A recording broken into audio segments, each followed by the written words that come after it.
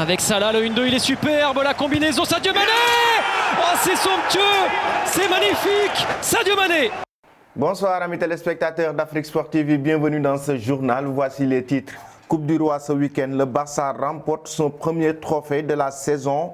Super League, les fans de Liverpool expriment leur mécontentement à Anfield.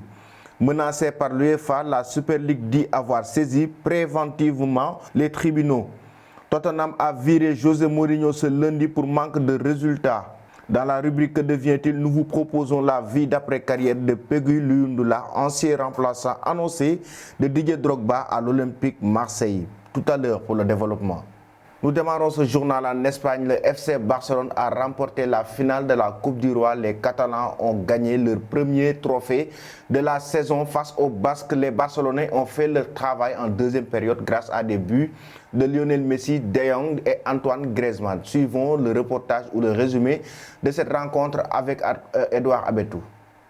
Jamais inquiété par son adversaire, le Barça rafle la mise face à Bilbao 4-0 et remporte la Coupe du Roi. Lionel Messi, auteur d'un doublé, et Antoine Griezmann notamment offrent un premier trophée à Ronald Koeman sur le banc du FC Barcelone. Ronald Koeman et le FC Barcelone possédaient une opportunité en or pour rafler un premier trophée cette saison. En finale de la Coupe du Roi, les Blaugrana affrontaient l'Athletic Bilbao à l'Estadio Olímpico de Séville. Pour se hisser jusqu'en finale, les Basques se sont débarrassés difficilement de l'Eventé en demi-finale. De son côté, le Barça avait écarté le Séville FC malgré quelques sueurs froides. Pour cette affiche, Ronald Koeman alignait un 3-5-2 avec le duo Messi-Griezmann en attaque. Ousmane Dembélé démarrait la rencontre sur le banc. Marcelino s'appuyait sur un 4-4-2. Raúl Garcia et Iñaki Williams étaient associés en pointe. L'entame du match s'avérait clairement catalane et De Jong, bien servi par Messi, dans la surface, voyait sa frappe heurter le montant 5e.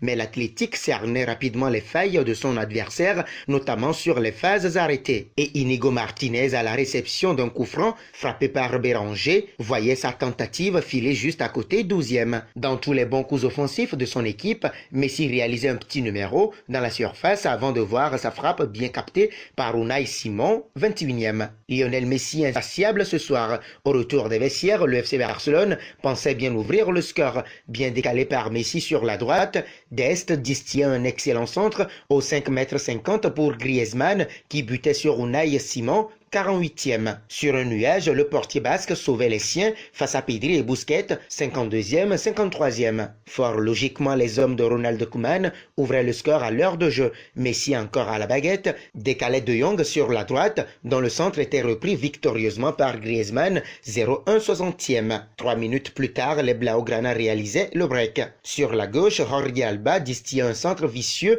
pour De Jong, qui d'une tête plongeante trompait Unai Simon, 0,2 63e. Déchaîné, le Barça assénait le coup de grâce 5 minutes plus tard. Messi alertait De Jong qui lui remettait dans la surface.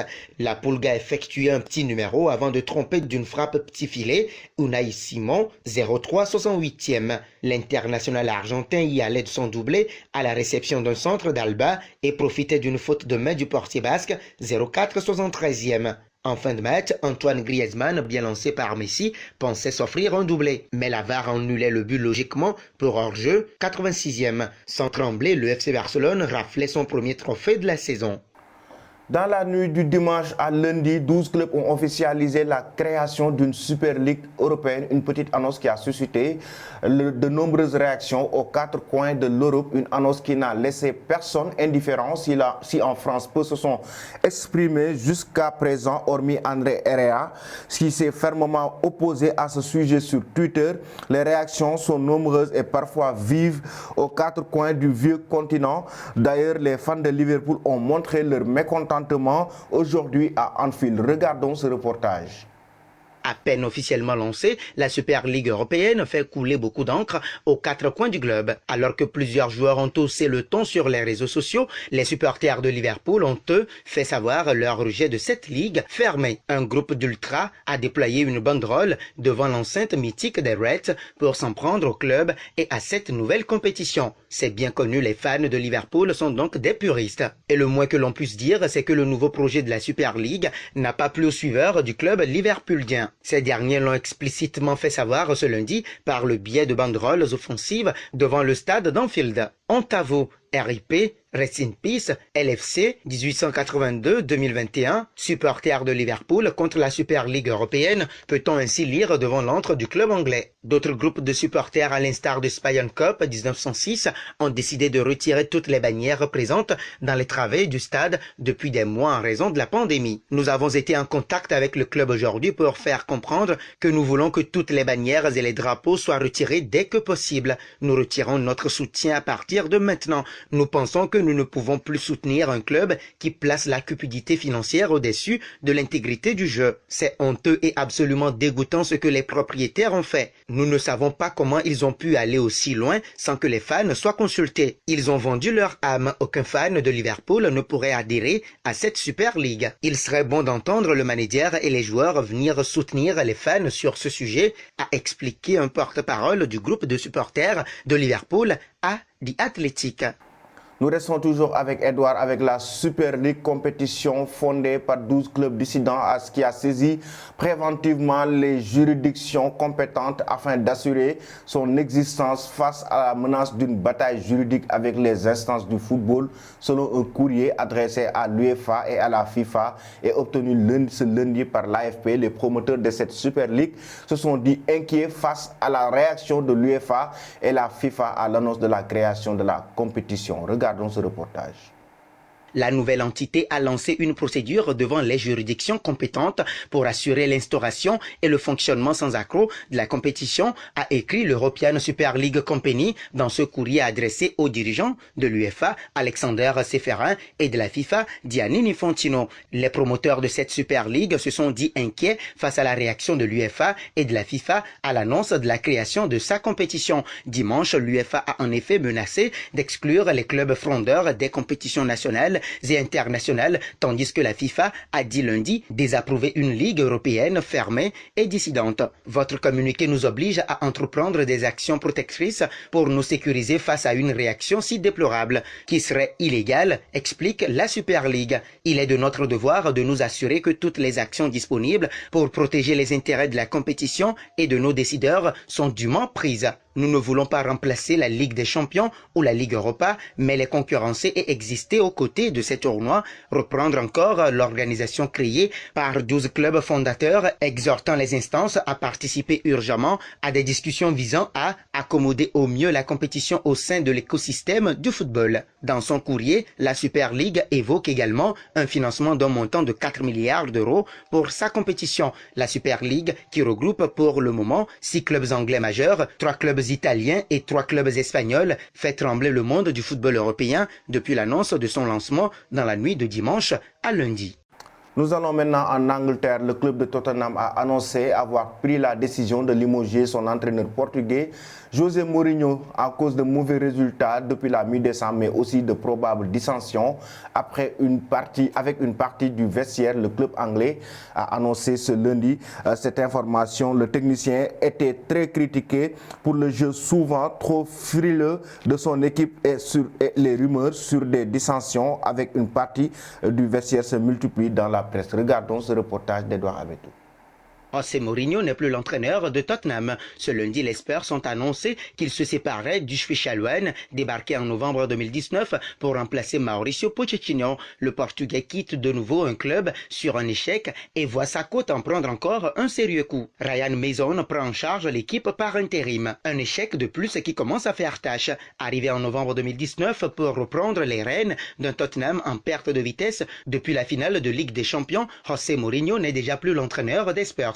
Le club de Londres a officialisé ce lundi le départ du coach portugais avant la fin d'une saison ô combien pénible pour les coéquipiers d'Harry Kane. Le tout à 6 jours d'une finale de Carabao Cup qui pourrait sauver quelque peu leur année. Malgré un début de saison prometteur, les Spurs ont fini par rentrer dans leur rang. 7e à 5 points de la 4e place qualificative, Tottenham semble avoir perdu la main dans cette course effrénée vers l'Europe. Dévitalisés et lessivés par le management du Portugais, les joueurs du club londonien semblent avoir aussi perdu leur envie habituelle. Fatigués également par la communication de leur entraîneur et le rejet du personnage par ses fans, les dirigeants de Tottenham ont décidé de couper court. Pour Mourinho, c'est un nouveau désaveu anglais. Depuis 2015, le Special One s'est transformé en Faya One en étant mis au dehors par Chelsea décembre 2015, Manchester United décembre 2018 et Tottenham 2021. Le tout sans trophée cette fois-ci, une première depuis son départ de Porto en 2004. Preuve que l'ère Mourinho touche définitivement à sa fin. Avec lui, il ne faut jamais jurer de rien. Comme nous l'avons annoncé en titre dans la rubrique Que devient-il, nous allons parler de la vie d'après-carrière de Louis Ndoula, d'origine congolaise. Il a marqué son temps, il a gagné en 3 ans 3 championnats de France 2002, 2003, 2004. En 2004, il est transféré à l'Olympique de Marseille et était pressenti comme remplaçant de Didier Drogba. À 41 ans, l'ancien attaquant du PSG, Louis Ndoula, a réussi sa reconversion. Il est le directeur sportif de Dijon. Regardons ce reportage de Cheikh Mamoun. Nous allons aujourd'hui parler de Peggy Louis Ndoula, originaire de la République démocratique du Congo. Il arrive à Dienne, dans le Loiret, en 1981. Il y passe son enfance et fait ses débuts comme footballeur. À l'âge jeune, il acquiert la nationalité française à 19 ans. Il est formé au Chamois Niortais Football Club, avec lesquels il marque 8 buts en 27 matchs lors de sa première saison de Division 2. La saison suivante, il est transféré au Strasbourg, lancé dans le grand bain de la Ligue 1 par l'entraîneur alsacien Claude Leroy. Il joue son premier match dans l'élite lors de la réception de l'Olympique lyonnais début août avant de marquer son premier but 4 mois plus tard lors de la victoire 2-0 contre le SC Bastia. Il se révèle et brille en équipe de France Espoir aux côtés de Djibril Cissé, Sidney Govou, encore Olivier Capot. Recruté à l'été 2001 par l'Olympique lyonnais, Peggy Louis Ndoula gagne en 3 ans 3 championnats de France, 2002, 2003 et 2004. Et en 2004, il est transféré à l'Olympique de Marseille, moyennant une indemnité de transfert de 14,5 millions d'euros et présenté comme le remplaçant de Didier Drogba, même s'il ne joue pas dans le même registre. Louis Ndoula commence la saison 2005-2006 avec Marseille avant d'être prêté à l'AG Auxerre où il tente de relancer sa carrière au contact de Jacques Santini, entraîneur qu'il a connu à Lyon et lui a donné sa première chance en sélection. C'est ainsi que l'attaquant se retrouve en suspense à Marseille à l'été 2006, le 31 août 2006, juste avant la clôture du mercato estival. Peggy Louis Ndoula est prêté 1 an sans option d'achat au club espagnol de Levante. Après 6 mois au cours desquels il joue très peu, il résilie son contrat le 31 janvier 2007, date de la fin du mercato hivernal. Il signe dans la foulée au Paris Saint-Germain pour un prêt dont le club parisien prend en charge la totalité de son salaire. Malgré peu de titularisation en Ligue 1, Peggy Louis Ndoula fait de bonnes entrées au sein d'un effectif à la confiance retrouvée. Sa renaissance lors de la saison 2008-2009 se confirmera par un retour en équipe de France pour la double confrontation qualificative pour la Coupe du Monde de football de 2010 contre la Lituanie. Le 19 mars 2013, le club des Red Bulls de New York annonce la signature de l'ancien attaquant du Paris Saint-Germain après de nombreuses semaines d'essai. Il y rejoint des joueurs comme Thierry Henry, Juninho ou encore Tim Cahill. Avec New York, il remporte le MLS Supporters Shield, le trophée du champion de la saison régulière 2013 de MLS. Après 2 années passées dans le championnat américain, Louis Ndoula raccroche ses crampons à l'issue de la saison 2015. À 41 ans aujourd'hui, l'ancien attaquant du PSG a réussi sa reconversion. Il est le directeur sportif de Dijon, conseiller du président dijonnais Olivier Bellecourt depuis l'été d'avant sa nomination. Celui qui a inscrit 37 buts au PSG va désormais endosser le rôle de directeur sportif avec comme mission animer les mercatos de Dijon, comme il animait le terrain, ballon au pied. Merci Mamoun pour ce reportage. Avant de vous quitter, je vous pose la question du jour et vous pouvez répondre en commentaire par rapport à la Super League. Comment vous avez trouvé cette compétition? Est-ce que la Super League doit-elle exister? Est-ce que vous êtes d'accord avec l'UEFA qui menace les équipes et les joueurs? Est-ce que la Super League a sa raison d'être? Merci et bonne soirée.